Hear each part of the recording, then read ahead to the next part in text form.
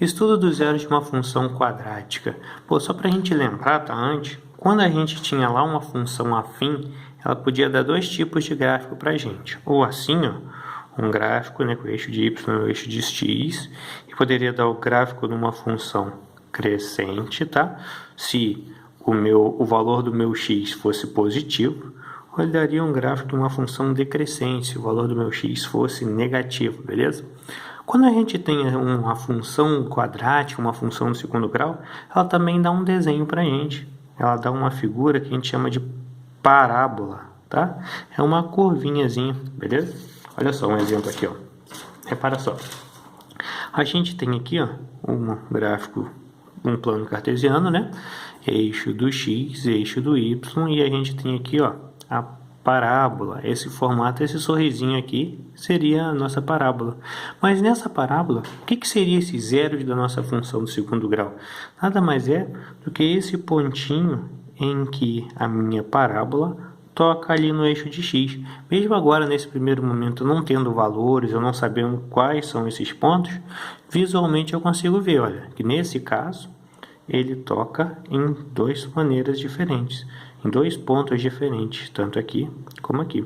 Obviamente, né, ela pode aparecer de mais duas maneiras diferentes. Ela pode aparecer assim, ó, eixo de y, eixo de x. Eu estou fazendo nessa mesma posição, tá aí, né? Pode ser ou em pé, ou deitado, ou mais para cá, ou mais para lá, sem problema nenhum, tá? Ela pode tocar apenas uma vez, né, no meu eixo do x, beleza? E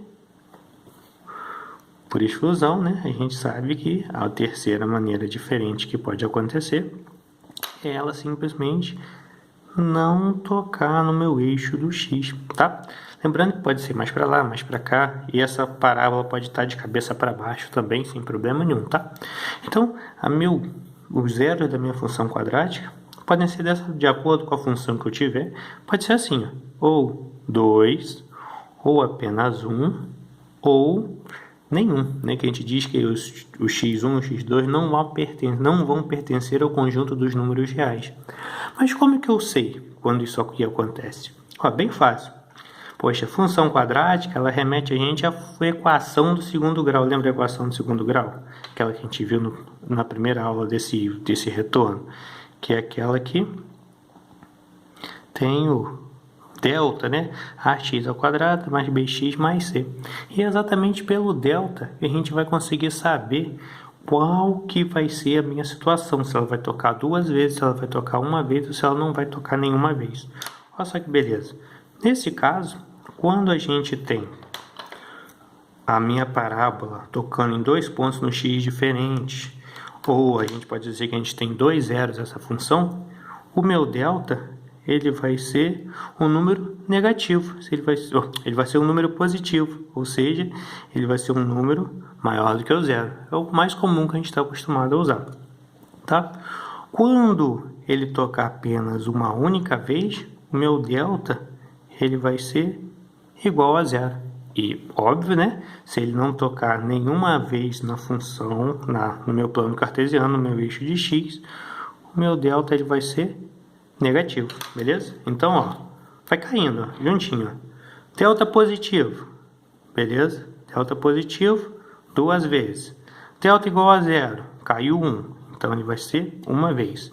Delta negativo, delta menor que zero, então ele não vai encostar nenhuma vez, beleza? Então assim que eu sei, de acordo com o delta da minha função, eu vou saber se ele toca duas, uma ou nenhuma vez, beleza? Vou fazer 3 exemplos aqui, ó, pra gente entender melhor como que isso aqui significa, Então vamos lá.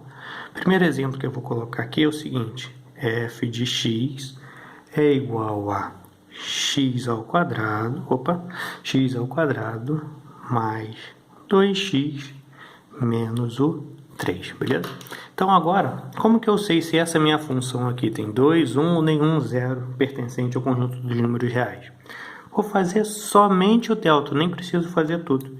Então vou aqui, ó, A é igual a 1, B é igual a 2 e o C é igual ao menos 3, beleza? Então vou vir aqui embaixo e eu vou resolver o delta. Delta é igual a b ao quadrado menos 4ac. Delta vai ser igual a 2 ao quadrado menos o 4 vezes o 1 e vezes o c. Beleza?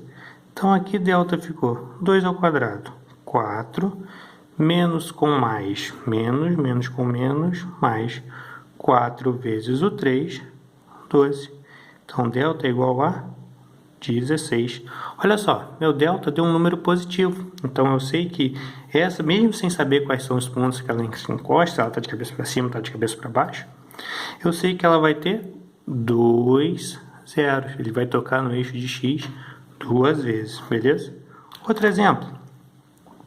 F de x é igual a x ao quadrado mais 2x mais x, beleza? Então, eu vou ter que o A vale 1, o B vale 2 e o C vale 1. Ó, A, B e o C. Mesmo esquema. Delta é igual a b ao quadrado, então 2 ao quadrado menos o 4 vezes o A e vezes o C. Delta é igual a 2 ao quadrado, 4, menos 4 vezes 1 vezes 1, 4. Delta aqui é igual a 0. Então, olha só, se o meu delta aqui deu 0, eu sei que essa minha função vai ter apenas um único ponto tocando no eixo de x. Ele vai ter apenas um único 0, tá? E o último exemplo aqui para a gente fazer, tá? F de x é igual a 5x ao quadrado mais x mais 1, beleza? Mesmo esquema, ó. Meu A vale 5, meu B vale 1 e o meu C também vale 1. Então, delta é igual a b ao quadrado, então 1 ao quadrado menos o 4, que já é da fórmula, vezes o A e vezes o C. Então, delta é igual a 1 menos 4 vezes 5, 20, vezes 1, 20. Delta é igual a menos 19. Então, eu sei que nessa condição, essa minha função aqui não vai ter nenhum zero real. Ela vai só passar ou por cima ou por baixo sem tocar no eixo de x, beleza?